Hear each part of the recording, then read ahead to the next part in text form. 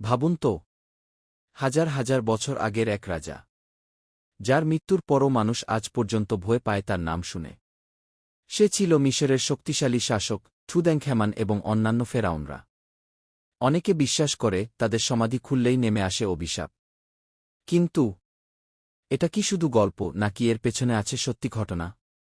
আজকের ভিডিওতে জানবেন ফেরাউনদের রহস্যময় ইতিহাস। প্রাচীন ইজিপ্টে ফেরাউনদের শুধু রাজা মনে করা হতো না। মানুষ বিশ্বাস করত তারা ছিল জীবন্ত দেবতা। ফেরাউনদের জন্য তৈরি করা হতো বিশাল পিরামিড, কারণ মৃত্যুর পরেও তারা নতুন জীবনে ফিরে আসবে, এমনটাই বিশ্বাস ছিল তখনকার মানুষের। তাই তাদের সাথে কবর দেয়া হতো সোনা, খাবার, অস্ত্র, এমনকি দাসদাসীকেও। সবচেয়ে অবাক করা বিষয় হল ৪৫০০ বছর আগেও মানুষ এত নিখুঁতভাবে পিরামিড বানিয়েছিল, যা আজও বিজ্ঞানীদের অবাক করে দেয়।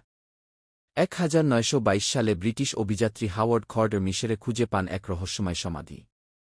সেটি ছিল তরুণ ফেরাউন টুতানখামেনের কবর। সমাধির দরজায় নাকি লেখা ছিল, যে এই সমাধি খুলবে তার উপর নেমে আসবে মৃত্যু। অদ্ভুত ব্যাপার হল, সমাধি খোলার কয়েকদিন পরই অভিযানের অর্থদাতা রহস্যজনকভাবে মারা যান।